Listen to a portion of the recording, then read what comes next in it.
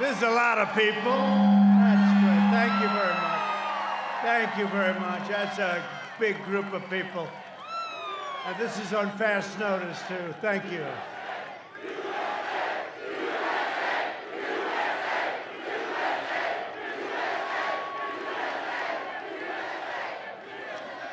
Well, I just want to say hello, Minnesota. We love you, Minnesota. You're great, great place. We're going to win Minnesota.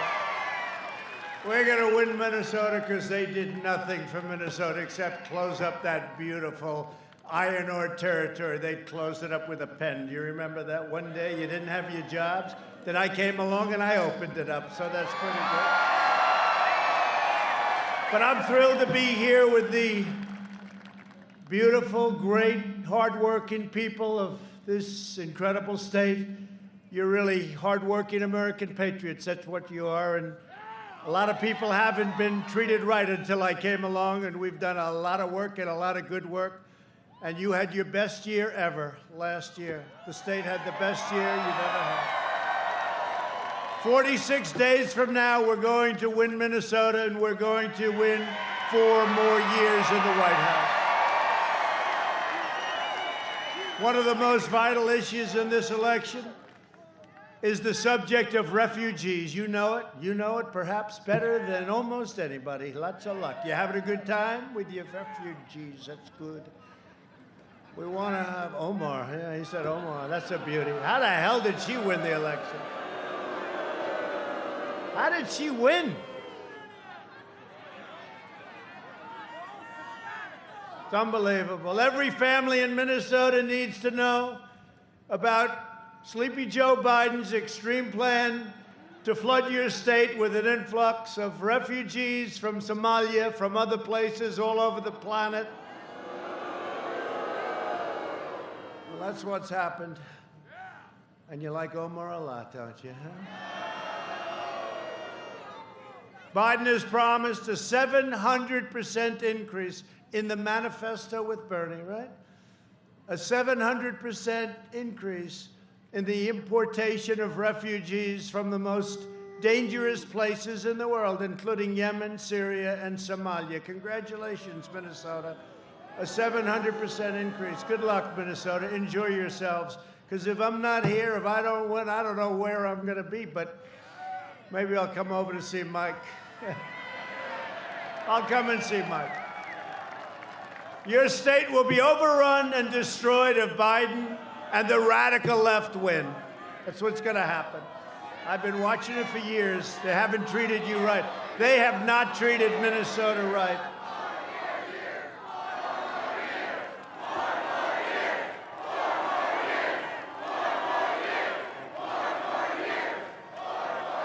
Thank you. I'll tell you, these hangers are great. Remember this, it's a friendly protest. Please remember, this is not a rally. You're not allowed to have political rallies of any kind. You're not allowed to go to church. You're not allowed to do anything. The only thing you're allowed to do is run wild through the streets, burn down storefronts, blow up stores, and kill people, because that's considered a protest, and that they allow you to have. You don't have to wear masks at protests. So I said, you know, we can't have a rally. The most we can have is 10 people. But why don't we just go to protest? Because this is a protest.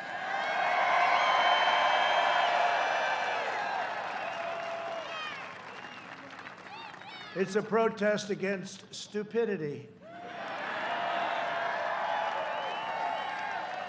And speaking about stupidity, Sleepy Joe will turn Minnesota into a refugee camp. Think of it, 700% increase. So you're not happy now? Look at that guy over there. He's not too thrilled when he hears this. 700% increase is what they have in the manifesto. Now, maybe they don't honor it, but I would say they'll go substantially higher than that number. Biden will overwhelm your children's schools, overcrowd their classrooms, and inundate your hospitals. That's what'll happen. Biden has even pledged to terminate our travel ban, jihadist regions. They've already been doing that to you, haven't they? Opening the floodgates to radical Islamic terrorists. My administration's keeping terrorists, extremists, and criminals the hell out of our country. We don't want them. We don't want them. We got enough of them. We've got enough of them. Just today, we deported, as you know very well, dozens of Somali nationals charged or convicted with very grave crimes, including rape, assault, robbery, terrorism, and murder, of course. These hardened criminals are back in their country where they can do all the complaining they want. And your children are much safer as a result. Thank you, President Trump. Thank you.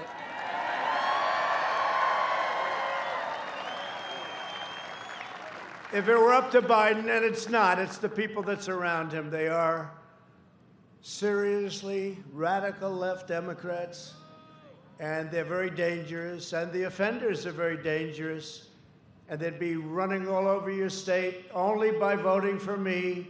Are you going to save, and I hate to say this, I did it with your iron ore, I did it with some other things, and I'll do it for you again.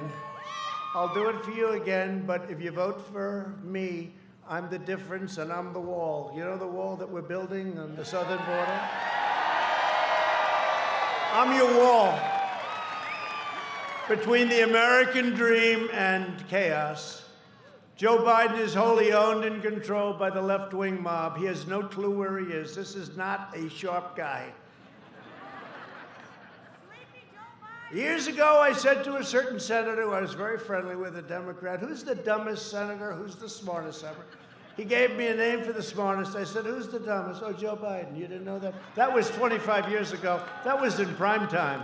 This is no longer prime time for Sleepy Joe.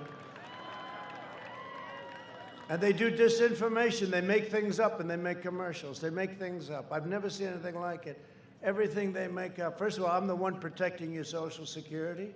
They say Trump. Remember 4 years ago, they used to say, oh, Trump will get rid of Social. I have protected your Social Security. They're going to destroy your Social Security. Another thing, Big Ten football. Did I do a good job? Your team better do well. You're on the spot. They better do well. Are they going to do well this year? I think so, right? But I brought it back, but I saw an ad. You know why I did it, actually? It sort of energized me. Sleepy Joe did an ad that I was against football, that I was against Big Ten football. Give me a break. I was against. When I saw the ad, I said, what's the problem with Big Ten football? They said, they're not going to open. Why? And they say, you know, some stupid reason. I said, these are strong, young people. They're going to do great. Let's get going. I called the commissioner, Kevin, good guy. And we sort of started something, and we got it rolling. And we had big opposition from a few of the Democrat states and governors, you know, but we rolled over the opposition, and you have Big Ten football. Congratulations. Congratulations. When the far-left rioters rampaged across Minneapolis, and they rampaged across your state, how about your police department? Let's just run for your lives. And it's not their fault. They were told to do that. You have a good police department. You have good police, but they're not allowed to do their job. No, they're not allowed to do their job. Remember that? They were told to leave the precinct, leave it. And then they knocked the hell out of that precinct, didn't they, huh? Had a great mayor, really, it's a real powerhouse. Remember, did you ever hear of a man, Fiorello LaGuardia? Did you ever? I don't think that happened with him, New York. I don't think it happened with Rudy Giuliani, did it, huh? What a great job Rudy did. You realize, you know, Rudy's just now really being appreciated. People forgot how good he was as a mayor. He was a great mayor. Joe Biden called the peaceful protesters. He said these are peaceful protesters, as opposed to sending in the National Guard. They didn't want the National Guard. Joe Biden said, you shouldn't send the National Guard. And this went on day after day after day. I pushed, and I got it approved. The National Guard went in. It ended within, what do you say, half hour? It was about a half an hour. You wouldn't have Minneapolis. You better remember this when you go and vote, and your voting starts tonight, please. You'd be saying, do you remember when we had a city called Minneapolis? Do you remember? It used to be over there. It's all ashes now. That place was coming down.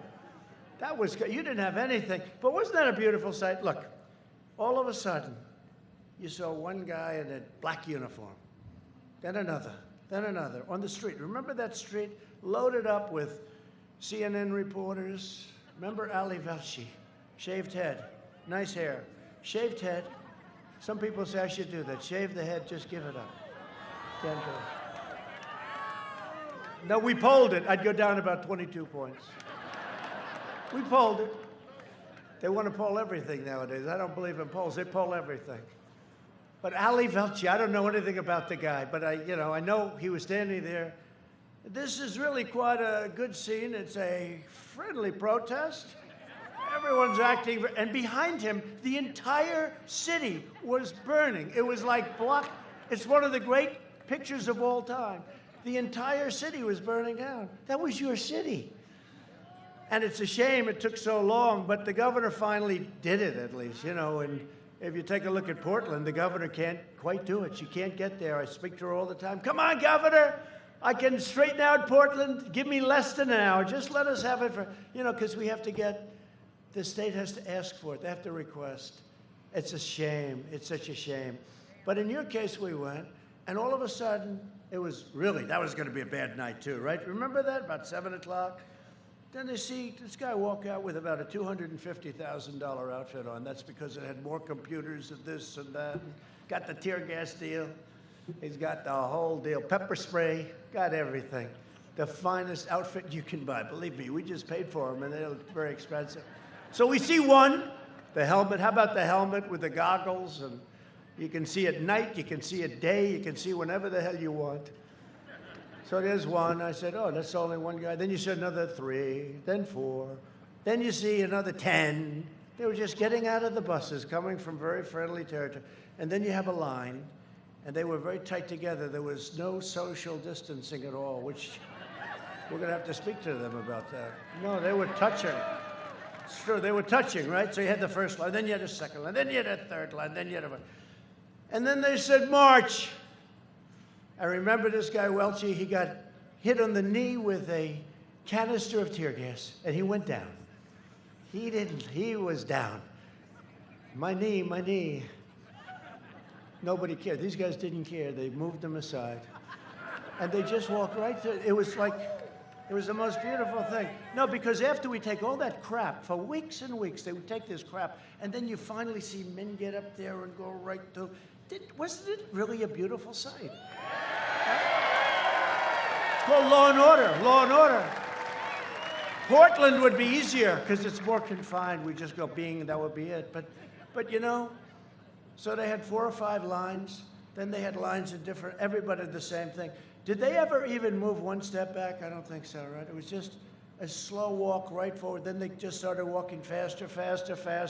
Put a lot of guys in jail, Tom, right? Put a lot of guys, great congressman, by the way. Put a lot of guys in jail. Great, not good, great. They put a lot of guys in jail that night, Tom, and that was the end of it. I don't think you had any problem after that. If you had any flare-ups, we'll send them in again. But that's all you do. These are Democrat-run disasters. Look at Chicago. Look at Portland. Look at you with Minneapolis. These are disasters. By the way, are they still trying to get rid of your police force in Minneapolis? That's what I heard. See, they never learn. They never learn. They don't. Look at that lumber. You got a lot of people here.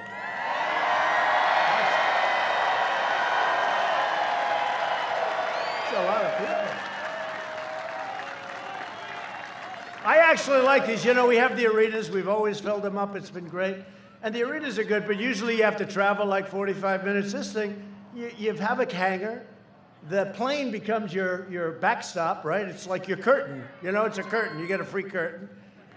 We're outside, which actually makes people happy, and it even makes the people that sometimes not everybody here likes happy, because outside is better. It's better. And we're rounding the turn on COVID, by the way. Our vaccines are coming. A lot of things are happening. We're rounding the turn. We've done a great job.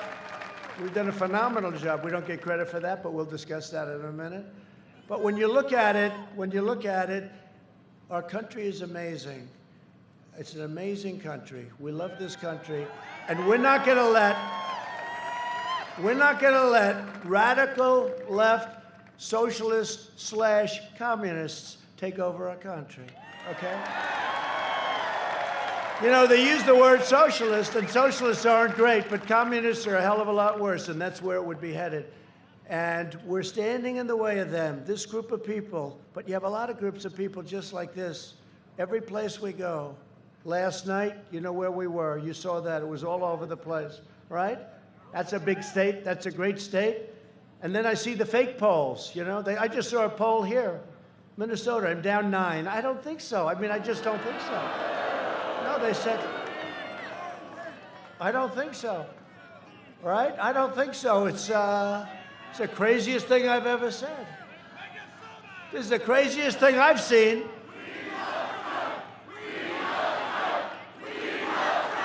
President Trump is down 9 in Minnesota. No, I just saw it in the plane. See the plane? The good thing about these beautiful Air Force One, right? That's the smaller version of Air Force One. I think you had a little bit short runway, so they take the smaller to save about $12. No, they took the smaller one. But the great thing about those beautiful planes, they have more televisions than any plane in history. We have televisions in the closet, on the ceilings, on the floors. I've never seen them we have them all over the place. And I'm just coming out, and they said, there he is, and they said it's a smattering of people. They called it a smattering. They always do that. And yet Biden with the circles, right? The little circle, he's got like 4 people in a circle. You know why he does the circles? Because he can't draw a crowd. So they put a circle like he's supposed. He's trying to be legitimate, but you know, he's going to go by the science. He always says the science. He doesn't know what the word science is. So they have these like 4 or 5 circles. They put people. That way he doesn't have to be embarrassed when he goes to a high school gymnasium and he has like 40, 50 people. They had one not so long ago, and you saw this. He couldn't draw a crowd. It was a big thing. It was his opening or something. Couldn't draw a crowd. So they made it a round table. So he went in. They only had like 32 people. They said, this is very embarrassing. One of his people, and that's what they do. They're good. Some of the people surrounding him, they'll say anything and do anything. They said, let's not make it a speech. There's nobody here. Let's make it a round table. So these people are sitting at a table. They had no idea. Most of them didn't know anything about politics. They didn't even know why they were there. And now they're sitting on a round table, and they're on television.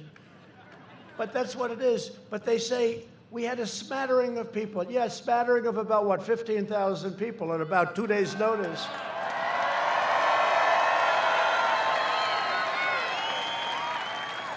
And this doesn't include the 10,000 people, Mike, that they turned away. I hate that they turned them away. You know, you'd think with an airport, you wouldn't have to turn anybody away, but they have a certain amount, and then sometimes you have Democrats running an airport, and they don't like all these people here. That's true. They don't like it. But if it were up to Biden, your state would be in ruins. And, you know, just take a look at what they've done. And I'm going to hit it hard. You know, they make phony commercials about me, and it gives me the right, like, how about the worst one of all, the worst I've ever seen, standing on a grave of a fallen soldier. And then they had some guy, a source said, there's no source, the source doesn't exist. They make it up. And then they take it, it's called disinformation. You're not supposed to do that. And I'm not even sure if he knows. He's too weak to understand, and he's too weak to control his people. But it allows me to say whatever I want about this guy. And the truth is, he's not fit to be your president. He's not mentally fit. If Biden's elected, extremists like Representative Ilhan Omar, whatever happened to her? You had a great writer who has just made a living off writing about her, and she's done so many criminal acts. Isn't it damn disgraceful that she gets away with it? And I have to say to myself, I say, how the hell does she get away with that? And if we do one thing, look at General Flynn. He didn't even lie. They said he didn't lie, right? And he's gone through hell. He's gone through hell. This guy wrote page after page of criminal acts. Well, let's see what happens. Who the hell knows? But between her and how about AOC? AOC is running a campaign against the guy that was supposed to be Speaker of the House, right? Joe Crowley. I knew him a little bit. I asked him once, I said, are you campaigning against this maniac? He said, no, she's just a young girl, no problem. I called him on election night. Nah, I was going to say, how did that work out, Joe? That didn't work. He was going to be Speaker of the House. She's got a certain talent. But, you know, all of a sudden she had no money, nothing. And all of a sudden she had $2 million. And she spent the $2 million all over the place, her and her boyfriend. Whatever happened to her? Can you imagine if I do that? She spent the $2 million. You got to look at that. She spent the $2 million. And big story, but that was it. That's one quick story. Oh, man, probably the guy who wrote the story lost his job at the New York Times, right? He's now unemployed. But there's a big story. She spent $2 million on bullshit, okay? And if a Republican did that, they'd be in jail. You know that. It's a different standard, and it's a disgrace. And our guys better get on the ball. Look, let me tell you. How about yesterday they were talking about Russia, Russia, Russia again. Here we go with Russia. There's never been anybody so tough on Russia with the sanctions. Remember Obama would send pillows. I sent tank busters right to Ukraine. I'm the one that exposed the pipeline with Germany. Germany pays them billions and billions of dollars, and then we're supposed to protect Germany from Russia. I said, how does that work? How does that work? You're spending billions of dollars for energy to Russia. It's all okay. I'm the one that exposed it. What I've done, hey, they don't want me to go. But if you look, they don't want me to win. Russia doesn't want. Maybe North Korea does, because I actually have a very good relationship with him. And you know, speaking of North Korea, and you know, it's okay to have a relationship. You don't have to go to wars. We don't have to lose our great soldiers. We don't have to. It's good. If I got along with Putin, somebody said, he gets along well with Putin. I'm saying to myself, but isn't that sort of a good thing? Is that bad? He gets along with Putin. That's a bad thing. But, you know, you saw the head of the FBI yesterday started to go, Russia, Russia's looking at our election, Russia. It's here we go again, Russia, Russia, Russia. I said, what about China? What about North Korea? What about Iran? What about, they don't mention anybody else. The narrative seems to be Russia. Millions of phone calls made, not one to Russia. Millions of phone calls received, not one to Russia. And he goes, Russia, Russia. Then they asked him about Antifa. What do you think about Antifa? Well, it's an ideology. I said, no, it's not ideology. It's a bunch of thugs and anarchists that are being funded by somebody, and find out who the somebody is.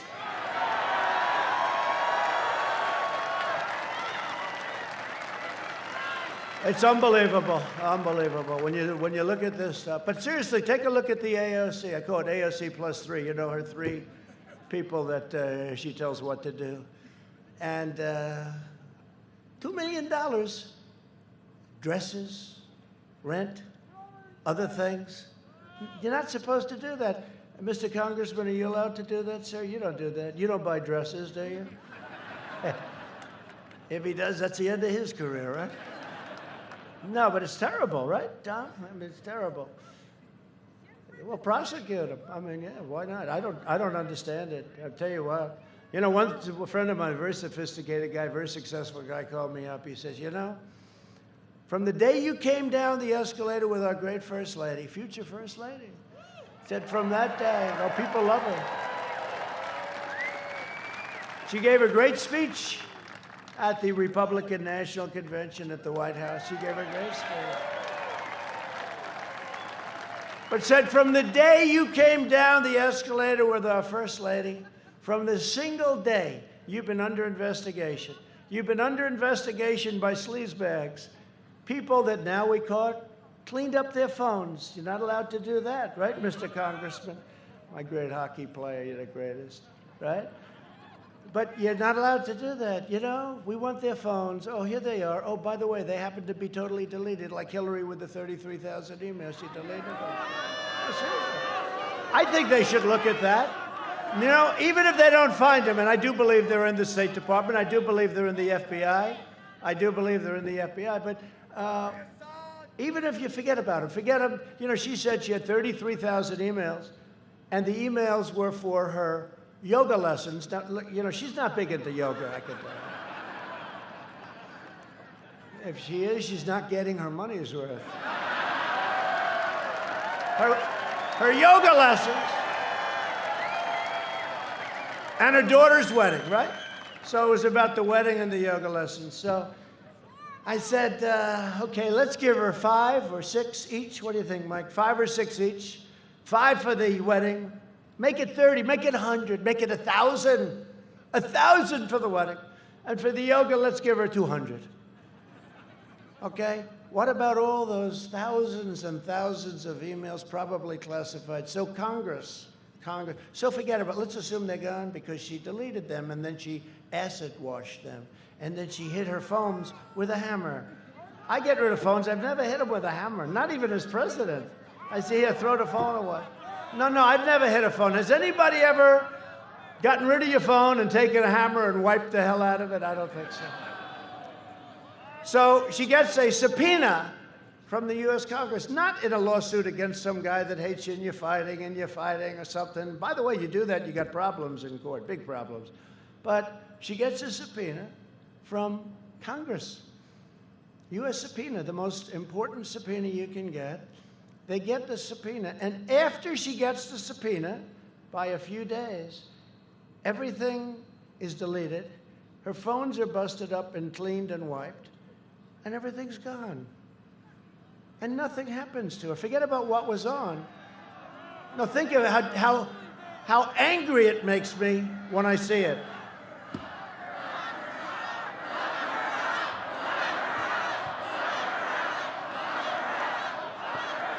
No, how angry. Could you imagine if I do that? It's a whole different ballgame. No, how angry it makes me when I see it. And, you know, we had an attorney general that didn't have a clue. That was my fault. I was loyal to somebody. He endorsed me early. You know why he endorsed me? Because I went to Mobile, Alabama. We had 55,000 people show up at a stadium. He said, I'd like to endorse you. Then after we won, he said, I'd love to be attorney general. I said, no, I don't think so. I mean, but after 4 or 5 times asking, I'm a loyal person. And I did it. The mistake sometimes you make is because of loyalty, but that's okay.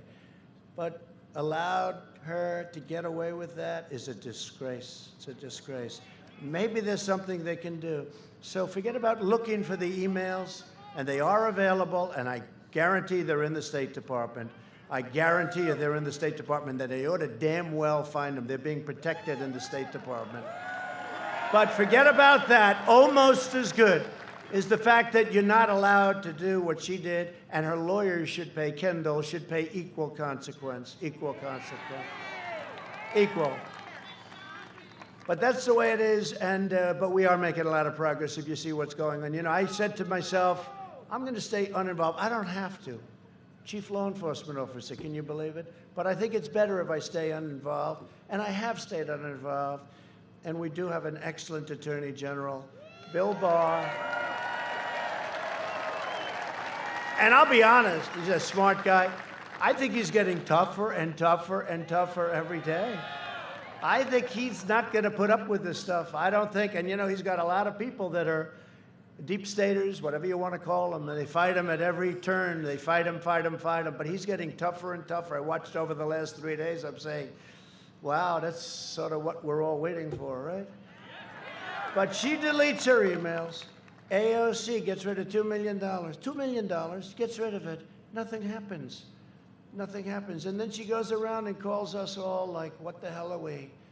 And she controls Nancy Pelosi. Actually, Nancy Pelosi would love to get rid of her, I think, you know, because Pelosi. How about Pelosi? How about that? How about Pelosi? Pelosi goes out and says, you know, I think I have my hair done. So she goes out and she goes into this beauty parlor. I told the story in Wisconsin last night. By the way, we had a great crowd in Wisconsin. You know, you have a feeling about places. You know, the problem with Minnesota is that I think since 1972, this hasn't been won by a Republican. So, you know, you're a little behind the 8 ball when you hear that, right? I mean, I can understand. And Wisconsin rarely, but I won Wisconsin, unlike Minnesota. Thank you very much. Thank you very much, Tom. Thank you. Now, unlike Minnesota, but it's my fault. So I had one speech left. It started at 1 in the morning. I went to Michigan. We won Michigan. That was another one. Great state. We brought back so many auto companies into Michigan. We brought them back. But I had one. They had one. It was already Voting day. It was election day because by the time I got there, it was just scheduled. Had I made that one damn stop to your state, we would have won Minnesota. I lost by, what, a half a point? Half a point! But I get off the plane and they said, he's in Minnesota, he's down 9, the recent poll, down 9. I believe it's a suppression poll. And you know, I have an instinct about things, pretty much. Somebody said, Trump has the greatest political instincts of the last 100 years. One of my enemies said that. And I said, no, I don't. I don't believe I do. I think I have lousy political instincts, but what am I going to tell you? Let me just tell you, they said that. And I was very impressed by the statement. In fact, I went to my wife. I said, you know, they say I have the greatest political instincts in over 100 years. And I said, but I don't believe it. I don't. I don't want to be Beto. Remember Beto? I was born to run for president. That was the end of his career. Beto O'Rourke, who's in charge of guns. By the way, he's going to take your guns away. You know that, right? Biden. Sleepy Joe. Sleepy Joe's going to take your guns away. Remember Beto on the cover of a really crummy magazine? I won't mention the name. They got a lot of bad magazines out there. The good news is most of them are dying, if not all of them. But Beto O'Rourke, he did the story, and, you know, he was going to defeat Ted Cruz. He was going to do all these things. Ted beat him, and I helped a lot, too. I was with Ted all the way, and I think Ted's appreciated it. But here, I even said, I'm putting Ted Cruz as one of the people for the Supreme Court, right? And you know why I did it? You know why I did it? Because I wanted to make sure that I had somebody on the list. We have about 45 unbelievable people. Unbelievable, the smartest, the best, the absolute creme de la creme, right? The best minds in the country, conservative, they believe in the Constitution, okay? You know, little things like that. But I said, you know, I have to have somebody that we're going to make sure we get approved. And the only one I could think of is Ted, because he's going to get 50 Republican votes and he's going to get 50 Democrat votes. He'll do anything to get him out of the Senate. But I joke when I say that to Ted. But I say it all the time. Ted's the only man I know can get 100 votes from the Senate. Every single senator's going to vote for him. But he's a great guy, and he's a brilliant guy, and he's been great. He's been really great. I kid when I say that. But, you know, one of the things we've done that's so good is the Supreme Court. We have 2 Supreme Court justices. We will have, at the end of my term, approximately 300 federal judges, including Court of Appeals. Right? So anyway, but just to finish, there's no way that I'm 9 points down. I look at a crowd, so they say instinct, right? So I look at a crowd, and whether I have good instinct or not, this is not the crowd of somebody that's going to finish second in the state to a Sleepy Joe. Finish second to a guy that cannot put 2 sentences together. Now, it is an ideology. It doesn't matter. I could put that broken piece of wood right there. I could put that out, and it's the same thing as Joe. It's just an ideology. It's just an idea. Now, historically, we have the biggest gap in enthusiasm of any campaign that they've ever polled. You heard that, like 36 points. In other words, they've got no enthusiasm for him. I have tremendous enthusiasm, as we can tell. But he does have enthusiasm to beat Trump. His only enthusiasm is put anybody in there, right? Put anybody in there. He does have enthusiasm to beat Trump. Nothing for him, but to beat Trump. Okay, but historically, that never wins. When somebody has to rely on winning because of somebody as opposed to winning because people love you, people respect you. And Sean Hannity did something the other night. He said, would you have this man, if you owned a McDonald's hamburger stand in a reasonably busy area, would you have Joe Biden running that stand? The answer is no. He doesn't have the energy. He doesn't. So he can't run the country. No, seriously, I thought it was good. I never thought of it. You wouldn't have him running your business. You wouldn't have him running a McDonald's. I have to say, or a Wendy's. I have a friend, he owns Wendy's. He always gets up, can't you ever mention Wendy's? Okay, Wendy's. But you know, you wouldn't do it because he couldn't do it. And yet he's running for the presidency. He's got no energy. I made a comment that somebody had low energy. That was the end of his political career. But Joe's energy is far lower. It's far lower. No, it's far lower than Jeb. Jeb was on the low side. But Joe is like, he's off the scale, right? Joe's got nothing going. Today, Biden delivered remarks, barely, to a union after spending 47 years giving their jobs to China and foreign countries in exchange for campaign cash. How about his statement? Hey, we talk about AOC being crooked. She's 100% crooked, okay? But we're talking about that. Look at Omar. She came in here. Did she marry her brother? Where's that writer? That writer should be given the Pulitzer Prize. He never will be. He should be, though. You know the amazing thing? All of these writers, New York Times, Washington Post, Russia, Russia, Russia, Trump, Russia, Russia, Russia. I had 19 people, all brilliant, all radical left, all Hillary Clinton people. Actually, not even a never-Trumper from Bush, okay? All Hillary Clinton people, mostly, almost everyone. They were all Democrats. How about this? You're being investigated by 19 Democrats that are smart people, okay? Smart people. So my friend says, you know, you are the most honest person in the world. You've taken 3 years of total investigation. You don't think they've gone over my taxes? They went over the biggest tax firm in the country, the most prestigious.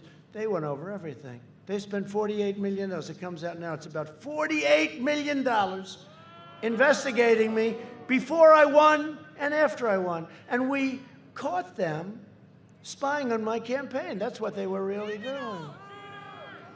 And now with the phones, I think there's like 22 or 24 people. You heard this one? They said, no, no, no. We made a mistake when we deleted our phone. You know what they had to do to make that mistake? Like 19 different formulas, right? I don't even know how you delete a phone. I didn't know you could do it. But they all made the exact same mistake. That's not good. That's not good. So let's see what happens to them. It's a criminal act. You know that, right? It's a criminal act. It's criminal. Weissman's a bad guy. He's put a lot of people in jail that shouldn't be in jail, Weissman. He's a bad guy. He's on CNN all the time, or MSNBC, which is, I call it MSDNC because it's the same thing. Owned by a company called Concast. Did everyone ever hear? With an N, not an M. Con, like a con job. Concast. They spend a fortune on public relations. Comcast has delivered to you the news, all the news. And they spend a fortune on, and then I go up and make one speech, and I call them Concast, and that's the end of the PR for the year. They are a bad group of people. They're sick. I mean, they're sick people. They're sick and evil people. And they want bad things for our country. And they don't report the news. You know, in the old days, when you used public airways free, you had to get a license. I keep saying, if they're reporting fake news, how come they can keep getting a license? Whether it's ABC, whether it's NBC, CBS, or, of course, CNN, which is, I mean, it's one of the great jokes of all time, CNN, or MSDNC. But they're cable, so I guess there's a different standard. But when you're using the public airwaves free, okay, free, aren't you supposed to get a license? So I ask my people that. I ask a couple of guys, and I never really get an answer. I just want to know a simple question. Do you have to report the truth when you're using free airways and make it a fortune with commercials and everything else? And I never get the right answer because there are people down deep. It's crazy. But we're getting down to all of it.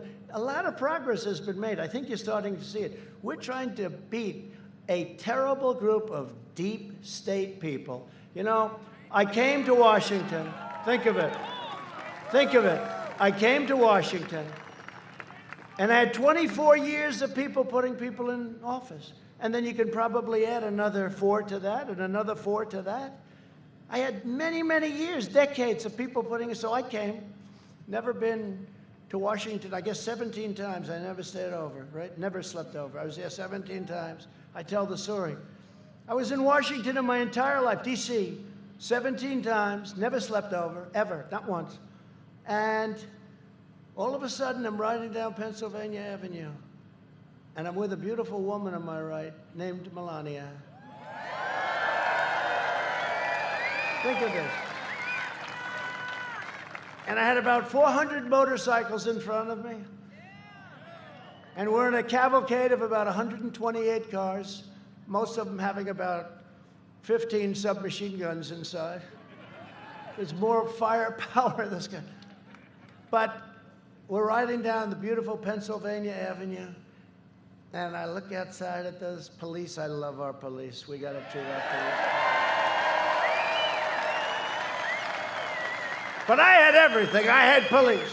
I had military. I had soldiers. I had everything you could possibly have. You never saw so much power and strength and beauty, the beauty, and they were so proud. They're all saluting. They're so proud. They're happy to have gotten rid of that crowd that was there before us. They're proud. They're great. The police. You know, every single police force, I think, endorsed me. I got the one yesterday from Chicago. That's not easy. Chicago endorsed me. New York's finest endorsed me. Florida. Ohio. Everybody. I don't know that he's gotten one vote. Then he says he can't mention the words law and order. But I'm driving down the street, and I look at my wife. I say, do you believe it? I'm the President of the United States. That's the good thing. But can you believe it? And then I get to the most beautiful house in the world. I can have Mar-a-Lago and all of them, but I'll tell you, the White House is still the White House, no matter how you do it. And I get to this gorgeous, beautiful place, and I'm up at the incredible suite level. And there's Abraham Lincoln's suite. It's called the Lincoln bedroom. Remember, Clinton used to lease it out to people for money. They never changed, do they? Remember when Barbra Streisand? She's another beauty, by the way. But remember, Barbra Streisand used to stay in that suite, which was the only problem I had with it. But tell me, no, but I do like her voice. I do. I really do. Some of them I don't like even their voices. But she used to stay there, and I'm standing in the Lincoln bedroom, the history, the whole thing, the bed, the desk, the Gettysburg Address, the beautiful 7 years ago, this beautiful Gettysburg Address. He wrote it there, and also on his carriage ride up to Gettysburg. He delivered the Gettysburg Address, and they say the only one that got worse press than I did was Abraham Lincoln. Did anyone ever hear that? And I said, no way they got worse. Maybe he got bad, but no way he gets worse. Now people are starting to say, you know, it's probably true. I think you get the worst. Now they used to say, no, Newt Gingrich, great guy. He said, nope, Abraham Lincoln got the worst press. They were worse to him than anybody. He was a very depressed person. His wife was very depressed. It was a depressed kind of a thing. You know, he's in a war, he's in a revolution. And he was getting beaten a lot by Robert E. Lee. They want to rip his statue down all over the place. But Robert E. Lee was whether you like him or not, whether you like statues or not, you know, they don't rip statues down anymore. It's signed to law. 10 years in jail. They don't rip them down. But Robert E. Lee won many, many battles in a row, and it was supposed to be over in one day. You know, it was supposed to end immediately because the North was too powerful for the South. But it just shows when you have leaders, when you have a great general, and Robert E. Lee, he would have won except for Gettysburg, and that was because his general was killed, who was going to lead Gettysburg. Never fight uphill, me boys, never fight uphill. He heard they were going uphill. Stop them. But we had no cell phones in that day, right, Congressman? No cell phones. So they sent the horses to stop them, but it was too late. They fought uphill and they got slaughtered. That's what happened. But Robert E. Lee, these were incredible things. But I hope you appreciate that we had a period of time when they were ripping down all of the statues and monuments. And I said to my people 4 months ago, I said, this is crazy. These people, and they don't even know, you know, they started ripping down Abraham Lincoln. When they hit Lincoln, I said, wait a minute, this is the man, and you can't do. Then they hit George Washington, Thomas Jefferson, they hit everybody. They even hit Gandhi. All Gandhi wanted was one thing, peace, may we have peace. Rip down a statue, we don't like. I don't think they have any idea what they're doing. I think they're just a bunch of thugs, okay? You want to know the truth? I think they're a bunch of thugs. But they were going to march on Washington, and they were going to rip down a statue of Abraham Lincoln, you know, the exact statue, and it was up very nicely up now. And by the way, they can take them down illegally. They go through Congress as a way of doing it. But, you know, they didn't want to do it that way. And they were marching on Washington, and I said, do we have any laws about this? They said, no, sir. Now, in Congress, the way it is now, you can't, you know, the most you'd get is about a $10 fine. You rip down a $5 million statue, you get a $10 fine, right? You know, it's a different world. That's when it was strong, they had laws. But we told and found this old act. And the old act said, if you rip down a monument or a statue, you get 10 years in prison. They call it prison, not jail, which sounds even worse.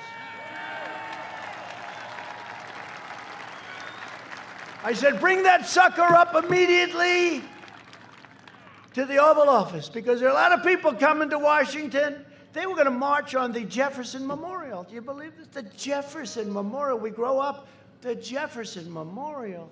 They were going to march on the Jefferson Memorial. They were going to do damage to our beautiful Jefferson Memorial after Thomas Jefferson.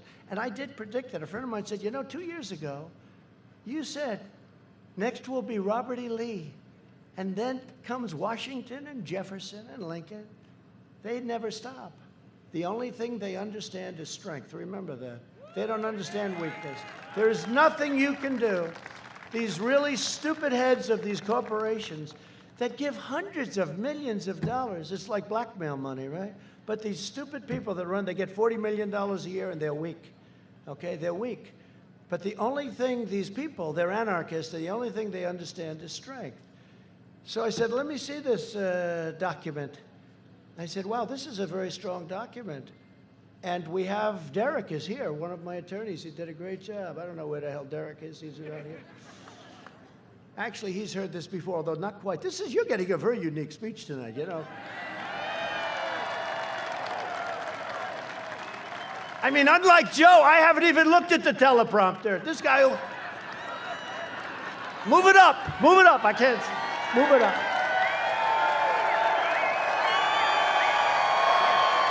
I haven't looked at it.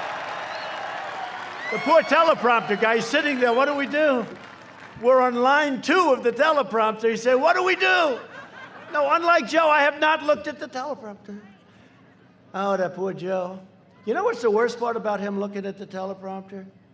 The worst part is that means that the fake news media is giving him the questions. Right? Like Donna Brazile, who was brilliantly hired by Fox. Fox has changed a little bit. Ladies and gentlemen, Donna Brazile, who was fired by CNN because she cheated and she gave Crooked Hillary the questions to the debate. How would you like to be me? They give her questions to the debate. And I still won the debate, and she had all the questions. Look at it. How do you do that? Donna Brazile is, ladies and gentlemen, she's going to work for Fox. Oh, that's great. That's a big difference. Big difference between 4 years ago and now. A lot of things have changed. But I'll tell you what's changed is the fact that we have more enthusiasm now than we did 4 years ago. It's amazing, right? But just to get back to the other, so I signed that wonderful executive order instituting this really tough law. And it says 10 years. It doesn't say, you know, you get 10 years, but you can take it down to 3 weeks. It says 10 years. So these guys had just gotten there. I had a news conference because I had to let them know about it, right? We've got many people in jail right now that from before, nobody even talked about taking statues down. No, but I looked at the Andrew Jackson, right, with the ropes. And I'll tell you, the police did a great job. And Mark Meadows did a great job. He said, charge. They charged, and they took these guys out. And they were fairly tough, but the police were much tougher. D.C. police, they did a great job. They were watching, and they weren't able to do anything. Mark Meadows said, charge. It was like from 200 years ago. It was crazy. They charged, and they beat the hell out of these guys. Or you wouldn't have that great statue on the horse of a great general. He was a great general, and he was a very good president, at least a good president, but he was a great general. The Battle of New Orleans, right? And they had this incredible picture, Andrew Jackson, and they were going to rip it down. Remember the ropes wrapped around the horse, right? And the guy standing up there, just, oh, he went to jail 2 days later. We had all the evidence we needed. Thank you for that. I want to thank you, fake news. Look. We called the fake news. We said, can we have that, please? When they said no, we just said, we'll take it off TiVo. That's okay, don't worry about it. One of the greatest inventions in history, TiVo, better than television, because television is useless without it. So we signed it. And all of a sudden, these same guys that were watching, they left. Nobody showed up the next day. They were going to have 25,000 people. They had 24 people. 5 of them were brought to prison, okay? And the next day, they said, well, we're going to save it for Saturday night. And Saturday night, nobody showed up. And nobody has showed up in 4 months to take down a statue because they're still. Because you know why? They look and they say, I want to take down that statue. I'm going to take down that statue. That statue's coming down. And then somebody says, you know, it's 10 years in jail. They go, that's too much. I'm getting out of here. It's true. 10 years is not acceptable, Mike, right? 10 years is a lot to rip down a statue, have a little fun, especially when they have no idea what they're ripping down. But we have an idea what they're ripping down. They're ripping down, in many cases, greatness. They're ripping down our past. They're ripping down our history. And that's where these guys begin. They take away your history. You look at the Middle East, you look all over. Look what ISIS did. Look what all of them do. They go down and they rip. They go into museums and they break everything and they rip everything. They want to take away your past. They're not taking away the past of the United States of America. Not as long as I'm here.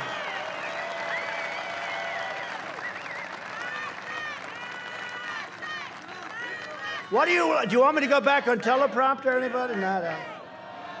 Okay, here's a question. My poor guy must be having a fit. He's over there. He's so good at this stuff. He's on line 3. He's saying, sir, should I just turn the sucker off? Would you rather go teleprompter or freelance? Freelance. Isn't it nice when you have the option because you have this and you have the option to go on? See, Joe doesn't have the option. He doesn't have the option. But if Biden wins, China wins, and it's very simple. It's very simple. By contrast, I rescued the Minnesota Iron Range. You know, I did that. Just so you know, Biden, I call him Biden. It's too long to say Obama and Biden, so I just call him Biden. Because I don't care about, everyone said, oh no, he's in trouble. Obama's now campaigning. Hey, he campaigned last time harder than Hillary. I said, no, I want him to campaign because he brings out the base. He brings out our base. And I'm only here because of him and Joe. If they were a good president and vice president, I wouldn't be here. I had a very good life before. I'm doing this because they did such a crummy job.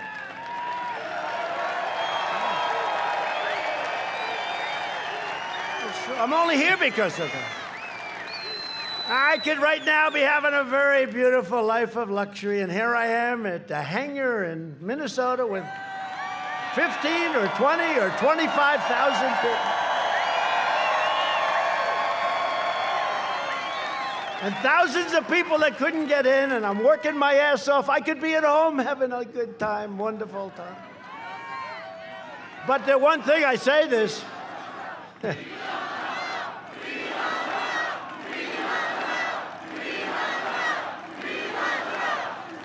I say this, look, I could be home. So home was New York. I had to bail out because it was too crazy. Everything is falling apart.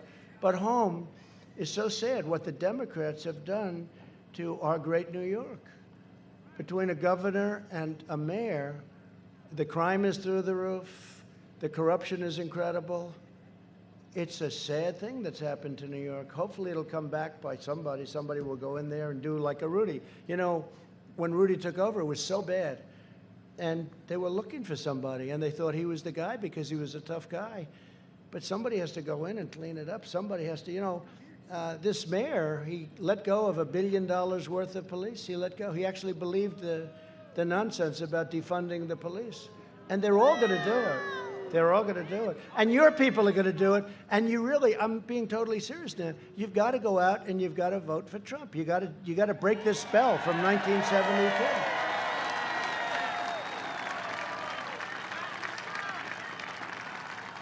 I mean, you saw Kenosha. What we did for other places. You saw the Kenosha. And that was gone. That was all gone. That place was gone. We sent in the troops. It was incredible what we did. And they did it on day 3. Day 3 is better than 2 weeks later, like in Minneapolis, right?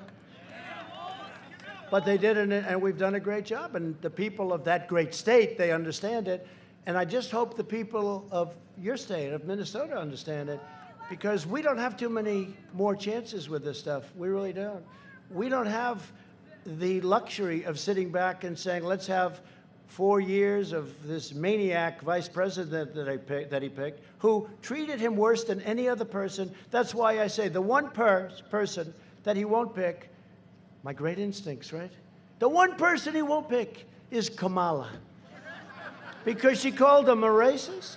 She tried to Me Too him. You know, he was Me Too'd. I've just been Me Too'd, darling. What does that mean? But they tried to Me Too him. And she was the one that brought it up. Remember Tara? She was the one that brought it up. And then he goes, ladies and gentlemen, I'd like to pick, wait a minute, let me get her name here. How do you pronounce it? It's with a comma, like a comma, right? Like a comma. Remember, he couldn't pronounce her name. He was saying her name wrong, and she had to interrupt him. No, my name is Kamala, like comma. I remember that, like a comma, right? H1N1, that's right, Joe. Remember that, Joe? H1N1. And how bad did he do in that, though? How about that? How bad did he do? So, now, but think of it. He's out there now today. It was pathetic. By the way, did you see the Anderson Cooper thing last night? You have to watch. I don't want to watch, but I have an obligation. You know, I'm competing against somebody. You don't want to compete and say, I'm not going to watch my competition. Who wouldn't? It's boring. But I got to watch. And he got through it. He made a couple of the chicken thing was bad. You know, he said chicken many, many times, and it was a little strange there. I thought it was over, and he pulled it back. He was able to pull it back, but Anderson is, and he interviewed me. He's tough. You know, he can be tough. Nothing against him. He can be very tough. But last night, he was in rare form. He was, thank you very much for being here, Mr. Vice President. Are you enjoying the run? And compare that with my shot, where they asked me about doing ABC with George Stephanopoulos. I mean, I think it was great. I think it worked out great. I call it, you know what I call it? Debate prep. I call that free debate prep. But, you know, it was nasty. It's a little nasty. They had people, and I didn't say, no, you got to change the rules. No, give me the questions. I want to use a teleprompter to answer. How about that, though? Mr. Vice President, I'd like to know your feeling on nuclear warfare, and how does that relate to China and Russia, and where are they in the race, right? Well, you can't have this as your president. I don't care. Forget about me. You can't do this. The power, the importance and the power of this position are too great. You can't do it. You know, I've learned a lot as president. But one thing I learned is that President Xi of China is sharp. You ever see him standing with the 2 million men walking in front? Everybody's the same height. They're wearing hats. It's like a pool table, right? Bop, bop, bop. And he's standing there by himself, and he's looking like he's not playing games, right? There's no games. He's sharp as you can be. And I had a great relationship, but now I feel differently, you know. We made a great trade deal, and now I feel differently. But he's as sharp as you can be. Putin, as sharp as you can be. Kim Jong-un, you would have been in a war with North Korea, 100%. 100%. I asked Obama, did you ever call him? He said that was the toughest problem we had. And we get along. Remember about a month ago, 2 months ago, they broke into the demilitarized zone? And they said, oh, he's going to attack. I said, no, he's not. Don't worry about it. I got to know him very well. We have a good relationship. People said, he has a good relationship with Kim Jong-un. That's terrible. I said, no, that's good. But do you remember? It was going to be nuclear war, and I got along with him. Then they said, Trump made a terrible deal. He's given so much to North Korea. What did I give? I was in a semi-debate with this idiot, a reporter. He's given a lot to North Korea. What did I give? I don't know. Sanctions. You took away. No, I didn't. Actually, I increased the sanctions very substantially. What did you give? What did I give? Tell me. Okay. So after about 4 days, they couldn't answer because I gave nothing, except I gave heart because I don't want to see people killed on their side either. I don't want to see people killed. Okay? We'd win that. We'll win them all. We have the greatest weapons right now ever conceived by man. We've rebuilt our military to a level that nobody ever thought possible. Okay? Nobody ever thought possible. And then the fake news, and I said that a couple of weeks ago. Remember, I said, we have created the most powerful weapons known to man. It's true. We have weapons that are so advanced that President Xi, Putin, everybody, we're the envy of the world. But they don't know quite what we have, but they know we have stuff that they never even heard of before. And some schmuck back there said, I think he's giving away classified information. No, all I'm doing is telling the world we have the most powerful weapons in the world. I'm not even saying what kind. You don't even want to know about it. And I never, God help us if we ever have to use them. But we have the most powerful weapons ever conceived by man. You know, they have the missile, the super duper, hydrosonic. I call it the super duper. It goes 5 times faster than a normal missile, right? We have one that goes much faster than that. But Russia got that information from the Obama administration. Russia stole that information. You knew that. You knew that. Russia got the information and they built it. But we have now one that's much faster than that. That's like a slow missile. That's like considered a slow missile. But I said it was incredible. 2 weeks ago, I said we have the finest, the best, the most incredible, sadly the most deadly, and we never want to use it, but we have the greatest weapons ever in history by a factor of 10, by a factor of 10. And they said, they went crazy. He's giving away classified. These people are sick. All I'm doing is saying that we rebuilt our military, $2.5 trillion, all built in the USA, every single ounce of it.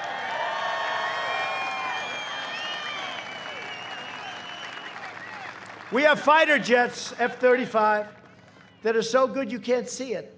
And I went to see the program, and I met some of the pilots, and these guys are better looking than Tom Cruise.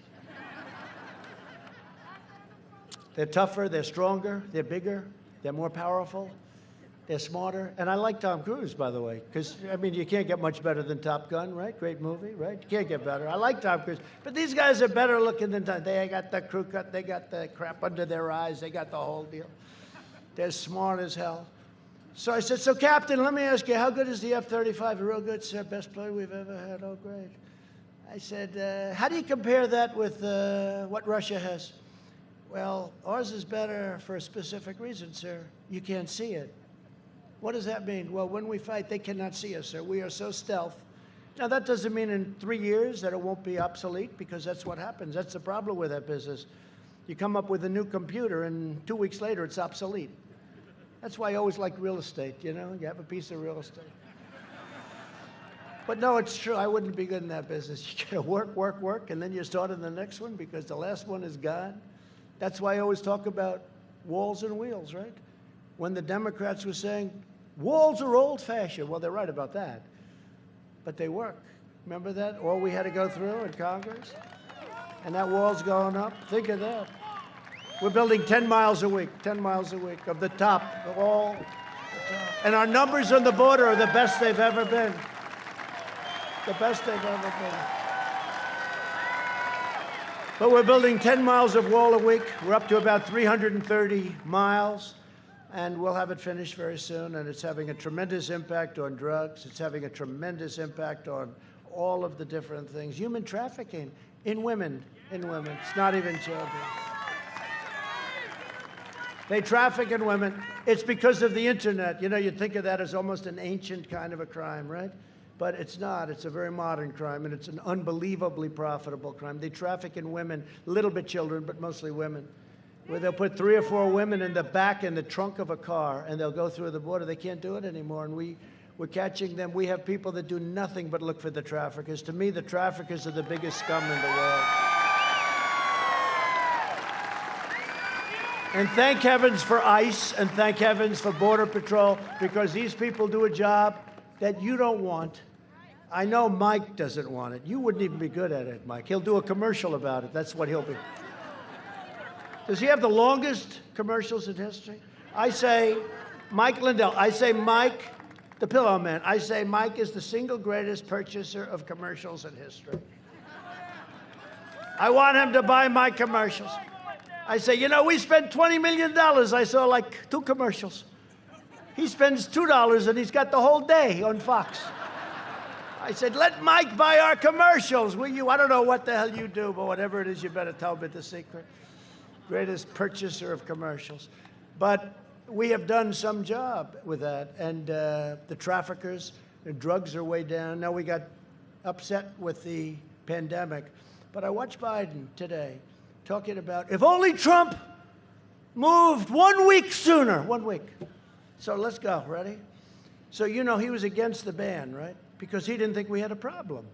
So he was against the ban. He didn't know that China was heavily infected. He doesn't even know what China is, in my opinion.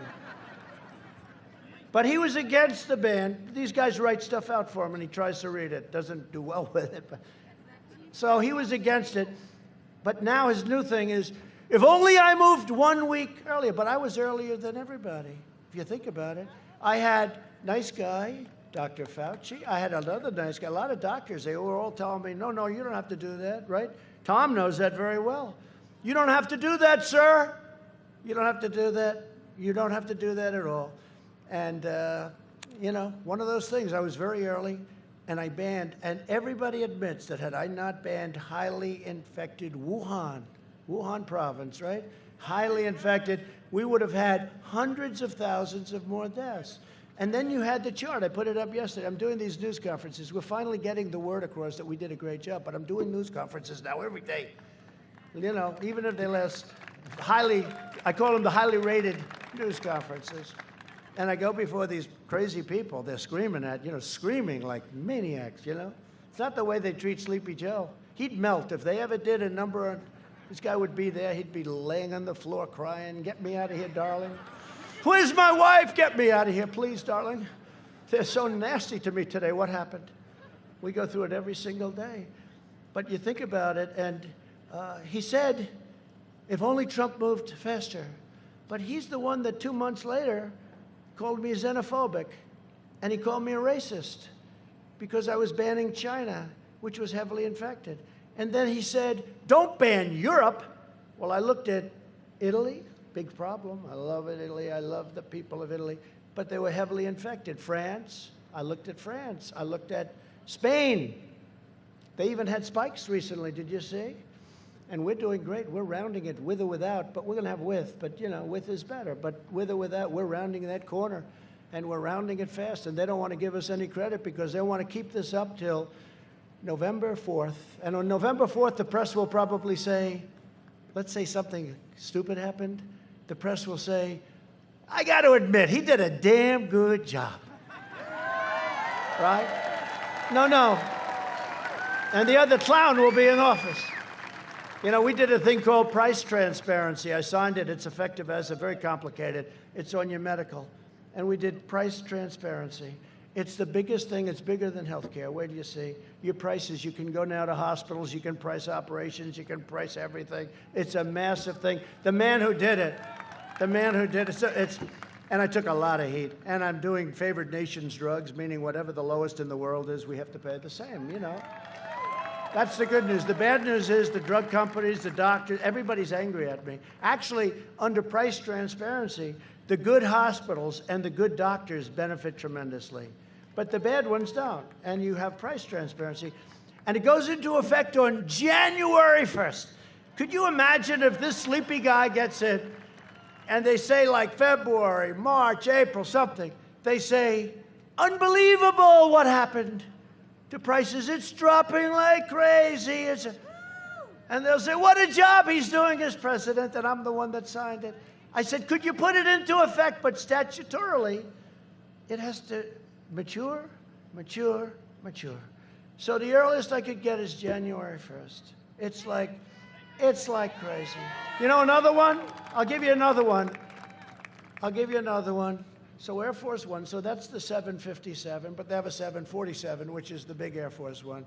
I think they just disrespected the people of Minnesota today. They gave us the little. No, actually, it's because of the runway. In fact, when we landed, you know what they said? They said, sir, we have a very short runway. Could you please hold on? I said, I trust these pilots. By the way, these pilots are the best pilots. When you fly the President of the United States, look at that, he's waving from the window. When you fly the President of the United States, you are the best flyer. They take the best Air Force guys. They take the best Marines in the helicopters, Marine One. But when you're flying these planes, you can land that sucker. You have no problem. There's no mishits. There's no, let's go around. I can't quite make it, sir. These guys are phenomenal. You got to see what they look like. You know, everyone's in perfect shape. I look at them, central casting, every one of them. They're great. Thank you, fellas. Thank you. But I'll tell you a little story. So Air Force One is a very old plane. It's beautiful, but it's an old 747, right? 31 years old. And other people didn't want to do it, but it was time to get a new one, right? It was time. You got to get a new plane. And actually, Air Force One, I'll give you a little secret, it's actually two planes, okay? They get two. It's a hell of a way to travel. You know, if one's not working perfect, you use the other one, okay? You know. But they get two. So Air Force One, they negotiated a price. And they had it down for $5.7 billion. Now, it sounds expensive and it's ridiculous, but that was done by the Obama administration, right? It was done by the Obama administration. And that's okay, but no administration, Obama, Bush, they didn't want to do it because it sounds luxury. But at some point, you got to buy a plane for the country. And these Arab countries would have their beautiful 747, 800s, 900s pour in, and they were gorgeous. And believe it or not, the new plane is a much bigger plane, much bigger wingspan. It's a much more beautiful plane. It's modern. You know, think of it, 31 years old. Air Force One is 31 years old. The main Air Force One, not this. This is a great plane, but the big one, 31 years old. So you're representing the country. But they didn't want to do it because it shows luxury. So I said, I get to the office. I said, whatever happened to Air Force One? How's it doing? Sir, we made a deal for a new one under the Obama administration. Oh, you did? Good. How much? $5.7 billion. I said, that's a lot of money, 5.7, for two planes, in all fairness. Now, it's very technical. It's very, you know, there's a lot of stuff. I won't talk about it because I don't want to give away any classified information. Just trust me, it's the most sophisticated sucker you've ever seen in your life, okay? Think of getting into a plane that costs $5.7 billion, right? But it's the most sophisticated, two planes. So I said, how much is it? 5.7. A general came in, an Air Force general, great guy, handsome guy. Well, we're all so good looking, these people. I said, so General, what are we paying? What's the price? Sir, it's $5.7 million, and we're ready to go. Sir, could you sign it? It sounds like a lot of money to me, General. $5.7 million for two airplanes. Can't we get a better price? No, sir. This was negotiated by the Obama administration. The Obama administration. This was negotiated, sir, by Barack Hussein Obama. And I said, oh, that's good. It sounds very high. So here's what I'm going to do. Tell Boeing we're not taking the plane. We have no interest in it. It's too much. Hell yeah. Right? That's what I did. This is, by the way, this is one of many stories. Isn't this better than going and saying, I saved your iron range? And I said, but please remember I did this too. And I can do away with this stuff, but I did this too. I did this too. Please remember that because, you know, I have all this list of incredible things I've done for Minnesota. I won't even touch it because, frankly, I'm tired of repeating what I've done for all these different states. I mean, I did all this stuff, and then I hear I'm 9 down. I don't believe it, by the way, suppression. So I said to the general, I said, General, 5.7 billion, not me, billion. That sounds very high to me, General. I've bought a lot of planes in my life and a lot of helicopters. I know a lot about it. How could it be 5? Sir, that's the best price they could get. We only have 1 day to do it. I said, cancel it, General. Cancel the order. It was signed, actually. Yes, sir. I said, do you have the right to cancel? Yes, sir, I do. We negotiated a great deal. I said, oh, good. Cancel it. Yes, sir. I'm pleased to tell you something, sir. We have a breakup fee. We made a great deal, sir. I said, you did? Oh, you have a breakup fee. You mean you can't just cancel it for nothing? You'd cancel it. You don't have to pay a breakup fee. I know about breakup fees. No, sir, we have a breakup fee. Okay, how much is it? Sir, we can break it up for $250 million. I said, wait a minute. So you mean to tell me that to cancel the order costs $250 million. In other words, we give them $250 million, we get nothing. I said, General, don't cancel the order. Just tell them I'm very unhappy, right? This is what these guys, they're good businessmen, by the way. These guys right here, Mike, they might be better than you. I don't even know. He may be the next governor. You know, Mike Lindell may be. You should run. You should run. He is my complete and total endorsement. You should run. You'd be a hell of a governor. At least you know one thing. Minnesota would be well promoted. Minnesota. Mike, run for governor, please. So he says, $250 million. It's $250. Sir, I'm so proud of that. I said, you may be proud, but I'm not. So I said, General, don't give them notice, because I don't want to write a check for $250 and get nothing. I don't think I could explain that to the American public. So tell them you're really unhappy. We're not going to make the deal, but just do it verbally. And yes, sir. And then I spoke to the head of Boeing, a very nice guy. They had some rough times since then. I had a couple of really bad things happen. Terrible, really terrible. This was early on, before the problems that they had. But he's a high-quality guy. And I said to him, Dennis, we have to start it with it's got to have a 3 on the front of it. What do I know? I just know that if they're 5.7 and if I do something with a 3. He said, no, I can bring it down to $5.5 billion. So I say, well, that's not bad. I saved $200 million in about a minute and a half phone call, so far I'm not good. But it's not good enough. I'm not happy. I said, no, we got to really think about canceling it. And I can't go to Airbus, which is made in Europe. You know, it's a little hard. I got to go to the competitor. I can't say I'm going to buy the Air Force One from a European company. That doesn't work too well. So I just said, my only option was to say, look, I just don't want it. Just put it aside, put it aside. He calls me up a few days later. Well, we can do a little bit better than that. I said, Dennis, has to have a 3 in front of it, Dennis. Got to have a 3, you know, like a 3. 3 anything, but got to have a 3 in front of it.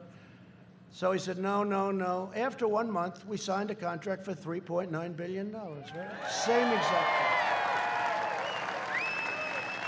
Same exact plan. Actually, slightly better. We got an extra generator. And then Boeing came to me. And I know how to, you know, I love to negotiate. I do. Got that from my father. My father was a good negotiator. And I love to negotiate. So they came to me, sir, we can put an extra stairway. This is the big 747. And remember, this is a big, much bigger than the old 747. Sir, it gets very windy up there. I noticed that your hair's blowing all over the place. But we can buy a stairwell for the plane. And it comes under, it's like a corkscrew right at the bottom of the plane. You know, you're very high off the ground, big, big thing. And it opens up, and if it's raining or windy, you're covered, sir, because it's under the plane, you're totally sheltered. I said, that sounds great. So it's a corkscrew stairwell. I said, how much is that, General? 50. I said, 50. What a deal. So for $50,000, I can get a stairway? No, sir. $50 million. I said, forget about the stairwell. Forget it. So he said 50. I really thought he meant $50,000. So these are just some little stories. I guess I must like Minnesota to go on one of these deals. But boy, did you get your money's worth tonight? Is anybody having a bad time? Did you get your money's worth? Because you've heard the other one. We've done this, and we've cut your taxes, and we built up the military bigger and better. And we're the #1 in history in regulation cuts, which is the biggest thing. And the judges, which we've done at a level like nobody's ever done. Everything we've done. Nobody has done more in 3.5 years. No administration. 3.5, those first 3.5 years, nobody even comes close. And you know, it's a funny thing. I say it all the time. I've been saying it for a long time. And the fake news, nobody even questions me about it. And you know, if I was wrong, they would, but they can't question me because when you see right to try, we took care of our vets. We just got a 91% approval rating from the vets. 91, it's never happened before. We got choice approved. We got accountability approved. Drugs are way down. We got a little setback with this whole situation where, you know, these shutdowns caused a lot of problems with drugs, a lot of everything, but drugs were way down. We had our best year in the history of our country last year, and we're going to have the best year. We're going to have a better year coming up. That's why you have an obligation to vote for the guy that got you there.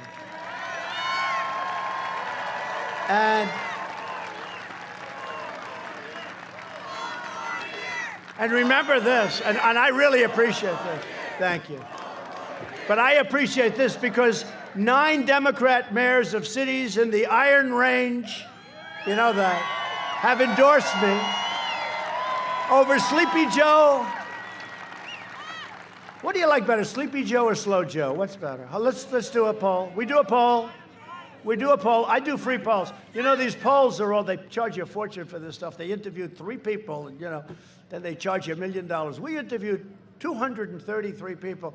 I got thousands of people there. Let's do a free. What do you like better as a nickname, Slow Joe or Sleepy Joe? So let's go. Wait, Slow Joe first. Okay? So just scream if you like it. So you have a choice. Slow Joe. They're both very appropriate. Slow Joe or Sleepy Joe. Ready? Slow Joe. I think we're going to have a winner. Sleepy Joe.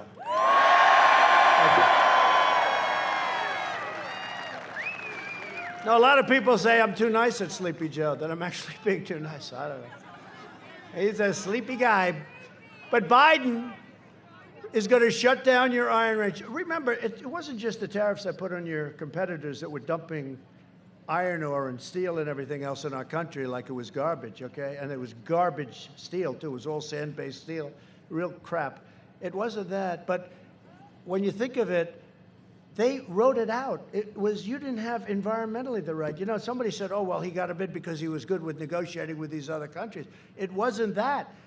I opened it up. I signed an order. I signed an executive order because Obama took your Iron Range, and Biden took your Iron Range away. And I'll never forget, the day I did it, and Tom was there, a man, I don't know who he is, he's probably in this massive audience, but he came up to me, and he was a rough guy, and he never cried in his life, including at childbirth. He didn't cry at childbirth. But he was crying, and he said, sir, you gave our life back to us because Obama took our heart out when he closed up the Iron Range. It's true. Said you gave our heart back. It's true. So I just want to thank those cities. I mean, you know, when a Democrat mayor, and we have now a lot of them, now we have additional. So these are Democrat politicians, and they came to, they not claimed, 2 weeks ago they endorsed us, and you know, it's a great thing. We're finding that all over the country. Democrats for Trump. Politicians that got elected as Democrats, I don't think they changed their party affiliation, but they endorsed Trump. They're all in the Iron Range area. And Larry Cuffey is here. Larry Cuffey. Where's Larry? Where is he? Where? Larry, how are you? Why did you do that, Larry? That's so nice. I appreciate it. Boy, are you good. I wish you had a mic. He said, because you're the best candidate we could ever hope. I love this guy. He said, you're the best candidate we could ever hope for. Larry. Thank you, Larry. That's beautiful. I appreciate it. We'll do a good job. We're not going to let you down. And they're doing a good job over there. They're digging, dig we must, right? It's all going because of me. That's cool, man. Thank you. That's cool. No, he signed an executive order shutting it down, just shutting it down. And I hear it's got the best iron ore anywhere in the world. That's what I hear. The quality is the best. And it's like an unlimited amount. You know, we're not talking about a little. This is a massive operation with thousands of people and everything else. And for me, it was very easy. Andrea Zoponstich. Where is she? Where's Andrea? Thank you very much. That's really nice. I'm glad that at least you got a good location, right? That's great. I appreciate it very much. You're all friends, I guess. Chris Vreeland. Where's Chris? Chris Vreeland. Chris? Where's Chris? The mayor. Thank you, Chris. Thank you, Chris. Thank you very much. Kathy Brandow. Kathy Brandow. Thank you, Kathy. I hope you're having a good time tonight. We're not going to let you down. You know that. We're open. That sucker is open. We're not closing it. Well, think of this, though. If Biden gets in, it's closed. He said he's going to close it. How about this guy? No fracking. You're not going to frack. On stage with all these crazy people. and they don't want any energy. You know, they think everything's going to run by wind, which costs you a fortune, about 20 times more than what we have, and doesn't work. But think of it, all of these people, and they say, what about fracking? Fracking is the modern technology. And so they all said, no, we're all against, everyone's against fracking. What about you? Yes, I'm against it too. Now he's against it for months. He gets it, now he's in favor of it. But he's sort of grandfathering it. You know, it's a very weak. Well, I'd like to grandfather fracking. If I'm a fracker, I don't want to be grandfather. I want to have it or not have it, right? He wants to grandfather fracking. Always go with their first statement, okay? So I was in Texas 2 weeks ago. We had crowds. Mike, we had crowds that went from the airplane to the well, to the drilling well, where we went to see a well. And we saved the industry because I got Russia and Saudi Arabia to cut back 10 million barrels. It actually was probably 18, ended up being, I think, 18.5 million barrels, and it saved the industry. And yet you're still paying very low gasoline prices at the pump, but we saved 10 million jobs, you know? But I'm in Texas, and let me tell you, Texas appreciated because that industry was in deep trouble because all of a sudden with the pandemic, there was no demand. There was nobody driving. There was no demand. Nobody ever saw anything like it. So I'm in Texas, and I said to the crowd, it was a great crowd, and we must have had 100,000 people on the road, on the highways and roadways waving, and they had the most beautiful Trump flags. I wanted to stop. Where did you buy that flag? The most beautiful flags of me and our great vice president. Is Mike Pence doing a good job, by the way? That's why he did such a great, he worked 29 hours a day. I mean, this guy works day and night. He worked not the 24, he worked 24 plus at least 5, okay? This man is a worker, and he's a wonderful human being. And when they try it, a guy like Biden that can carry his jockstrap, when Biden goes, oh, they should have closed 1 week earlier. And here's a guy that said, I made a mistake when I banned China, that nothing's going to happen. It's so phony. This politics is a very phony business, so I haven't been doing it long. I told one of the senators that came in, he came into my office, sir, I've been doing this for 30 years. I've won many elections. I've only lost twice in my life. I've been a senator for a long time. I know what I'm doing, sir. I said, yeah, and I've done it for 4 years, and I've only won 1 election. But it's for the President of the United States, remember? Remember when they said, I remember a certain man on television that didn't like me too much. He said, they put together the greatest field ever assembled. The Republicans, remember? 17 plus me. They put together the greatest field of talent ever assembled. I hear Trump wants to come in. Well, he's not going to do it, number one. Number two, if he does, he's just doing it for fun. And he'll be out by September, and then he'll go about leading his life. But he's not going to do it. But we don't really need him, because this is the greatest single assemblage of talent ever assembled for one party. The greatest talent he's ever seen. And then I did it. And just week after week, 1 out, 2 out, 3 out, 4 out. And then we've done changes. Oh, he said he can't do it because he doesn't have any experience. But I actually do on the other side. I contributed to politics. I always found it very interesting. So in a certain way, I had a lot of experience, probably. Maybe I had too much experience. That's why I can tell you about AOC. Check out the $2 million, please. Check it out. Check it out. Check out Omar. Check out Omar. Get to that great writer. He should get, so the New York Times won all these Pulitzer Prizes, right? I was going to tell you before. All these Pulitzer Prizes, these people, and they all got it wrong, right? They got, for Russia, Russia, Russia, we give the Pulitzer Prize. I won't use names. I won't use names. But we give the Pulitzer Prize to the New York Times. They got it wrong.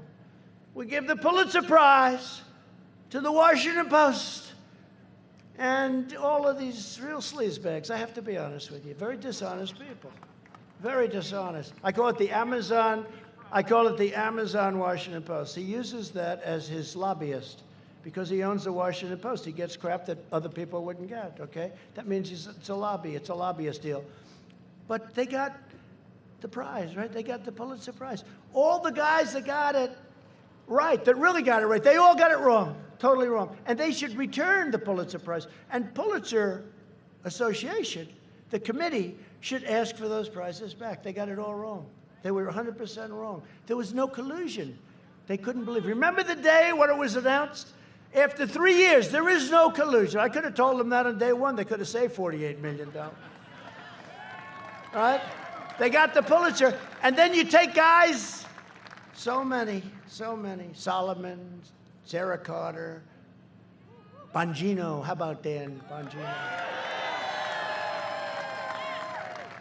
So many, so talented guys. How about the great gentleman who wrote The Witch Hunt? Remember that? That was the first, right? You know who I'm talking about, and he's fantastic. All great. These people should have won the Pulitzer Prize. Now, I would say Sean Hannity and Lou Dobbs and Laura and Tucker. In all fairness, Tucker was very good. Tucker was great. But these are all people that got it right. Now, they don't do, I guess, the Pulitzer Prize for that stuff, but they probably should. But these guys all got it right. And all they did is get a lot of money because they're very successful. And that's okay, I guess. But they should give the Pulitzer Prize to the people that got it right, and they should withdraw it from all of those writers, many of whom are back there right now. All of those writers, they should do that. So just to finish up, I want to just say that we have some great congressmen here. I'd love you guys to come up here because I just want to have you come up. Would you come up? They deserve it. Because, you know, I told them they're busy guys and they're big warriors and all that. And I told them, I'm going to introduce you right at the beginning. Be here, and then you can get out of here. They've been waiting now for 1 hour and 20 minutes. Come on up. Just walk to the end. Shake their hand. Everybody sign a slip that you're voting for them, please. They've got no problem. But you have members of Congress here, Jim Hagedorn, Tom Emmer, Pete Stauber, great hockey player. And hopefully your next U.S. Senator, who's a man who's done a fantastic job, run a great campaign, Jason Lewis.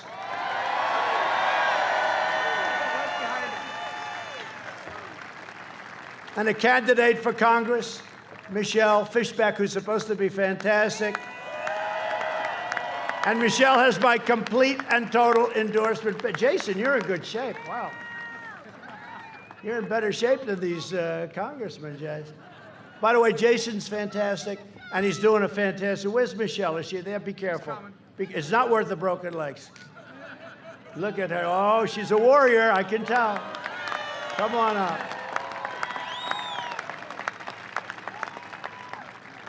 But thanks, Michelle. And they have my complete endorsement. They're great people. They love your state. They love our country.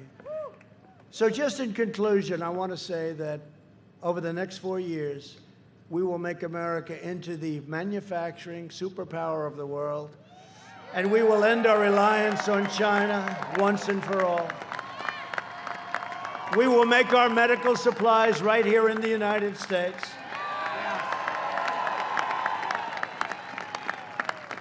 And you probably heard me today. You know, it used to be Puerto Rico did tremendous dollars in medical supplies, and then what happened? They made a lot. They did a good job. And Obama-Biden destroyed it. They took away the incentive, all of the taxes, and they took away the incentive, and Puerto Rico went down a long way. We'll get some of that back to Puerto Rico, and we'll get it back fast. Take it away from China. You heard that, right? They took it away. And then people automatically vote. You know, it's like a habit. Well, I vote for the Democrat. The Democrat was so bad to you. And how bad were the Democrats to Israel? We did Jerusalem, right? We broke up the Iran deal, right? And then they vote for a Democrat. It's out of habit, but I think we're breaking those habits very quickly. But we've helped Puerto Rico, and we've really helped. If you look at what we've done for Israel, it's been incredible. They say nobody's done more, and it's my honor. But we'll hire more police, increase penalties for assaults on law enforcement, and we will ban deadly sanctuary cities, which are a disaster. We'll appoint tough-on-crime prosecutors. We will nominate judges and justices who interpret the Constitution as written. We will ensure equal justice for citizens of every race, color, religion, and creed. We will defend the dignity of work and the sanctity of life.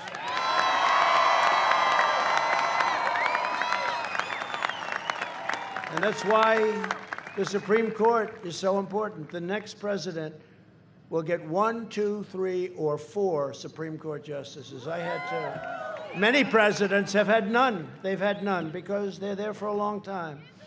They tend to be appointed young. They're there for a long time. But the next one will have anywhere from 1 to 4. Think of that.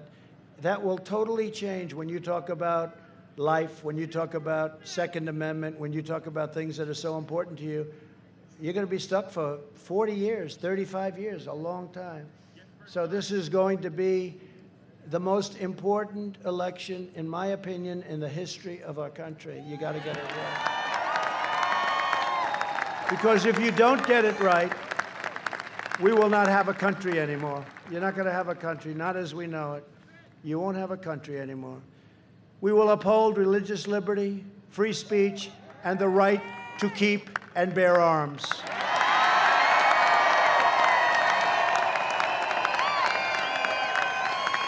We will strike down terrorists who threaten our citizens, and we will keep America out of these ridiculous, horrible, endless foreign wars, countries you've never heard of, coming home.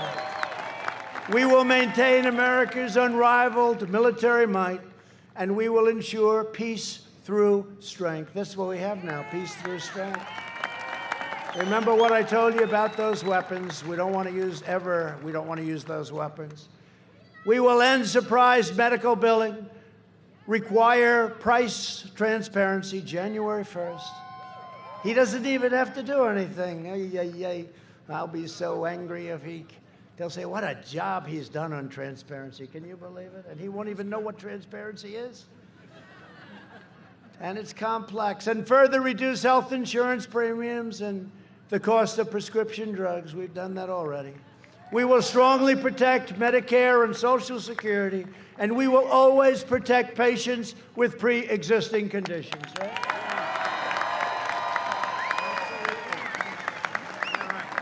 America will land the first woman on the moon, and the United States will be the first nation to land an astronaut on Mars.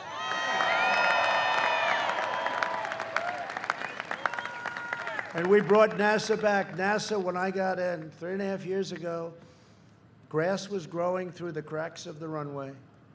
It was over. It was closed. It was nothing. Now it's the #1 space center in the entire world by a factor of 5. We will stop the radical indoctrination of our students and restore patriotic education to our schools. It's a big deal. We will teach our children to love our country, honor our history, and always respect our great American flag.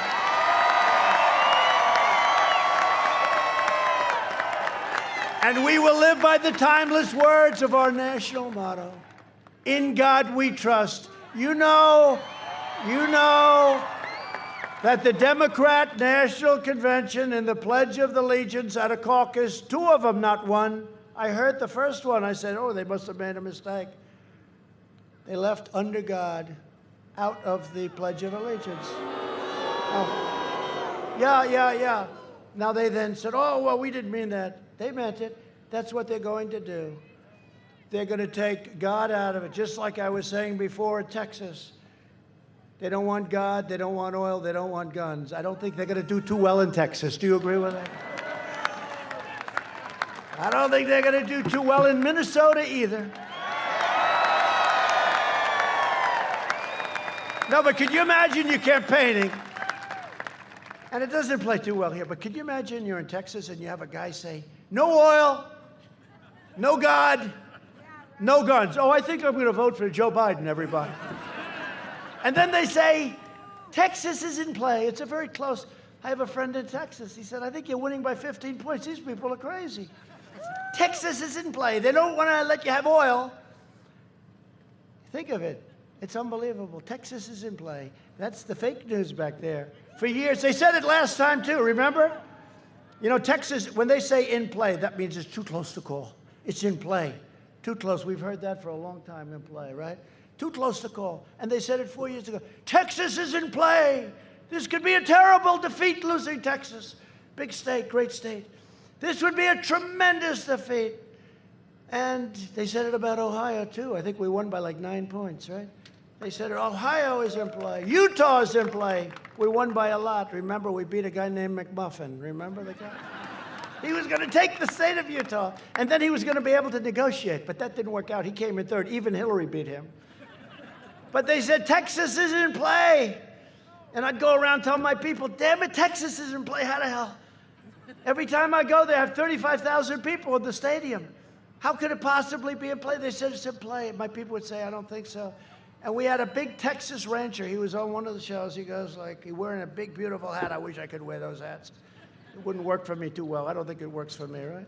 But it worked for him. And he said, I don't know too much about a lot, but I know one thing. Texas is not in play. And this guy is going to win Texas by a hell of a lot of votes. And that's what happened that night, the night of the election.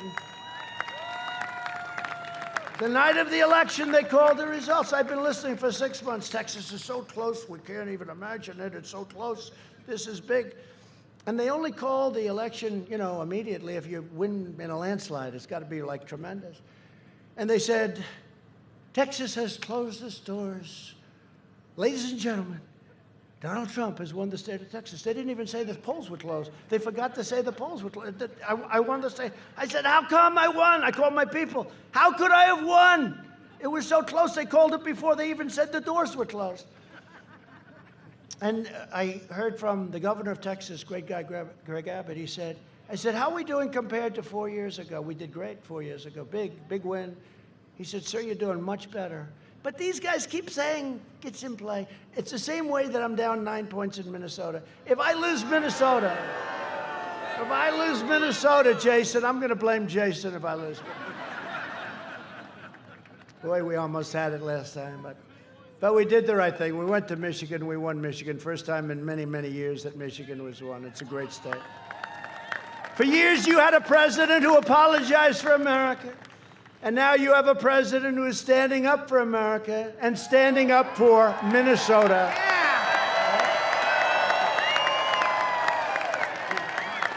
So get your friends, get your family, get your neighbors, get your co-workers, and get out and vote. And you know, it started today in Minnesota.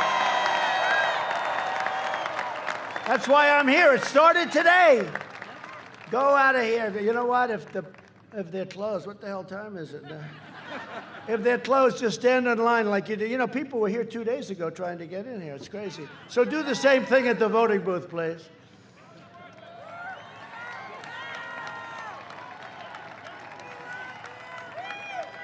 From St. Paul to St. Cloud, from Rochester to Duluth, and from Minneapolis, thank God we still have Minneapolis, to right here with all of you great people. This state was pioneered by men and women who braved the wilderness and the winters to build a better life for themselves and for their families. They were tough and they were strong. You have good genes, you know that, right? You have good genes. A lot of it's about the genes, isn't it? Don't you believe? The racehorse theory, you think we're so different? You have good genes in Minnesota. They didn't have a lot of money. They didn't have a lot of luxury. But they had grit, they had faith, and they had each other. That's what you have now. You have each other. They were miners and lumberjacks, fishermen and farmers, shipbuilders and shopkeepers. But they all had one thing in common. They loved their families, they loved their countries, and they loved their God. God.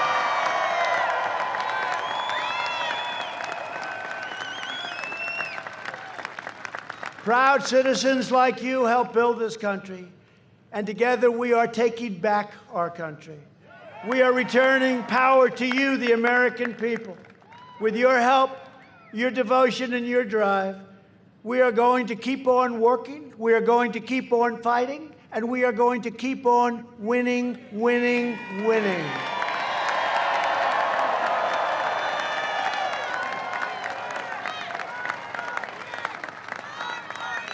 And don't forget, you went through years where you weren't winning, right? Years and years.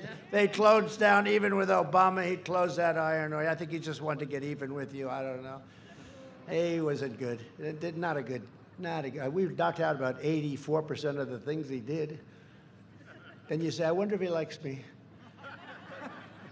But you're getting used to winning, and you're going to see winning like you've never seen before. You had your best year. And you're going to win so much. You've heard this, right? I haven't said it in a long time because we've been doing a lot of winning. But you're going to win so much, and you're going to send Jason to the U.S. Senate. And you're going to keep winning and winning and winning. You're going to win on trade. You're going to win on the military. You're going to win on everything you touch. Minnesota's going to keep on winning. And you're going to get tired of winning. Because Minnesota doesn't want to win all the time. Your football team is going to win in the Big Ten, they say, right?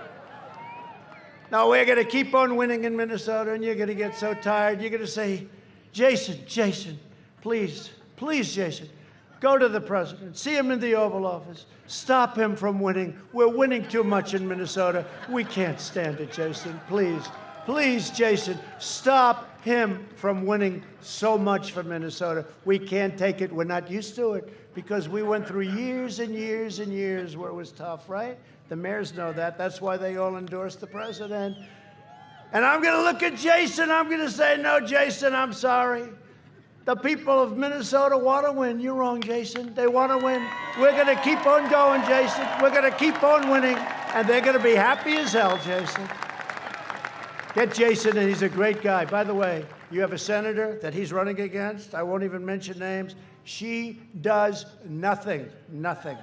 Nobody even knows who the hell she is. She goes to a meeting the other day. Everyone's trying to figure out who is she. This guy, he even looks the role. Central casting, right? You know, if you can get the look for free, that's good too, right? But he's going to be fantastic, tremendous guy, really successful, and he loves your state and he loves our country. So, Jason, please, knock him out. But you're going to win. We're one movement. We're one people, one family, and one glorious nation under God. And together with the incredible people of Minnesota, and you know what's going to be operating at strength, because I owe it to these incredible mayors that were so nice to me. That was such a nice thing. And I didn't politic you at all, right? I never politic you. I said, what? How nice. And it's happening with so many other things. We have other endorsements from police forces that I never asked, and all of a sudden they're coming from very hostile territory. So I just appreciate you being here, and I'm saying this for you, and I'm saying it for all of you. Okay? Thank you. We will make America wealthy again. We will make America strong again. We will make America proud again. We will make America safe again. And we will make America great again. Thank you, Minnesota. Thank you.